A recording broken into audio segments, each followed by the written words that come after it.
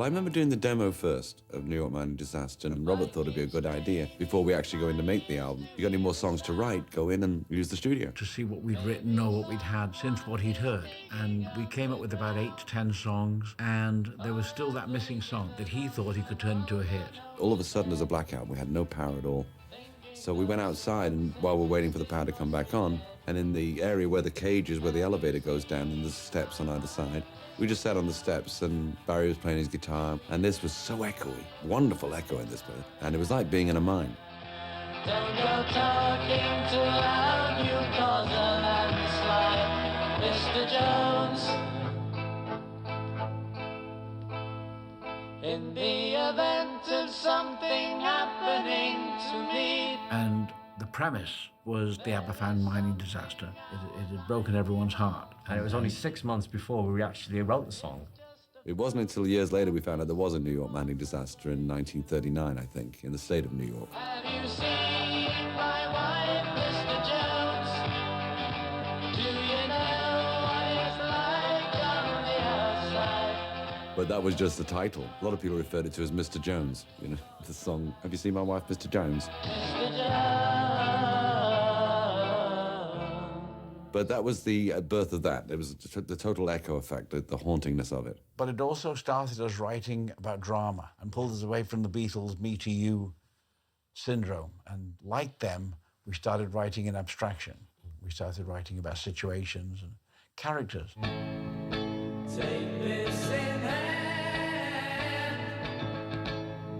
said he who stands behind the chair, a broken tableware. Every Christian lie and constant man will show you. We were working at IBC Studios, which was the place, in fact, where the Beatles used to record, I believe, up to Abbey Road. Yeah. And on its own stage, there was the Mellotron. And for the first time in our lives, we'd ever seen a Mellotron. Well, Morris, of course, was immediately on the Mellotron. And the song Every Christian Lion-Hearted Man came from that song. And that was the Bee Gees' first album, yes.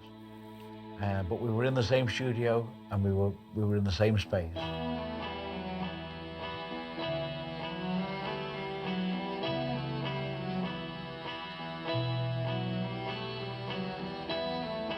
I walk the lonely streets, I watch the people passing by.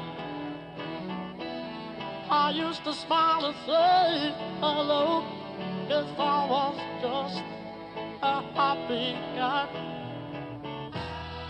Then you offered this feeling that possesses me. I just can't prove myself. I guess it all just had to be. I can't see nobody. No, I can't see nobody. My eyes can only look at you. You. Robert allowed us to do what we wanted to do.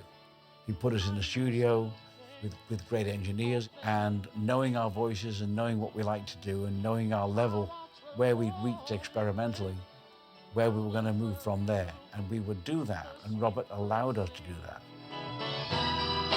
Don't ask me why, little girl, I love you, and that's all I can say. You're every breath that I take. You are my nights, my night and day. I can't see nobody. And at the end of a week, he would come into the studio and listen to what we'd done. He wouldn't say, do this or do that. He would just listen to what we'd done.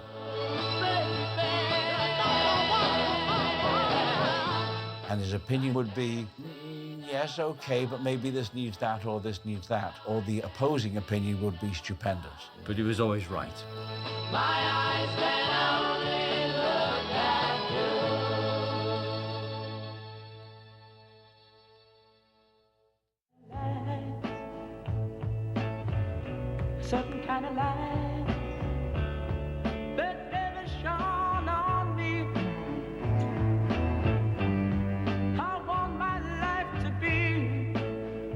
to live with you, live with you. There's a way. We remember a time at 2 a.m. in the morning, Robert would come in and To Love Somebody was playing, and he would call up New York and play it in the speaker to Ahmed Erdogan, the head of Atlantic Records, down the phone. He said, listen to this. This is their next single.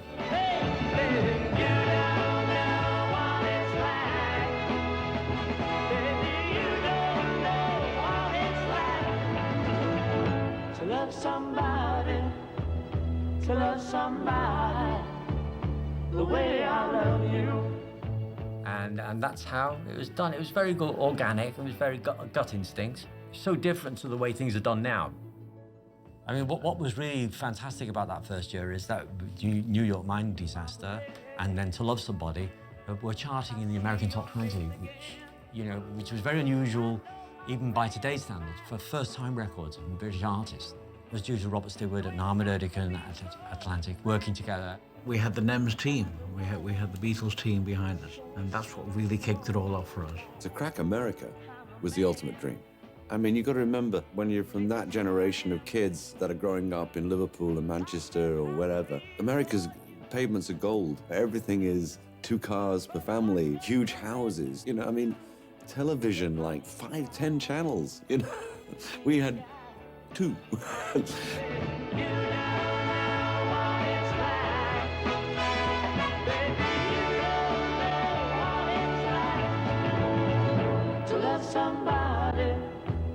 To love somebody, the way I love you. To Love Somebody started with Otis Redding. Well, Baron Robin wrote that with Otis in mind, and hoped that we could get it to him to record. But we were going to do it anyway. But we felt like, wouldn't it be great if Otis Redding could sing this? To love somebody, to love somebody, the way I love you.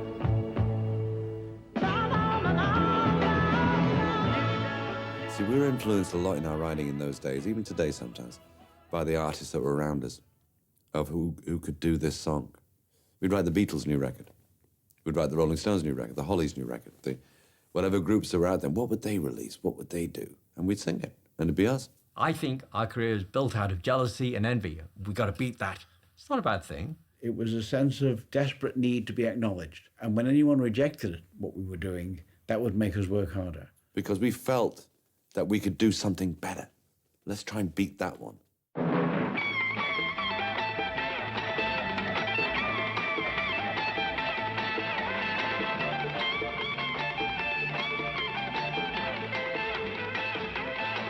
Tonight, Massachusetts from the Bee Gees. I remember doing Top of the Pops for the first time. That was a great dream, because that's the show to do. You're made if you do Top of the Pops. Feel I'm going back.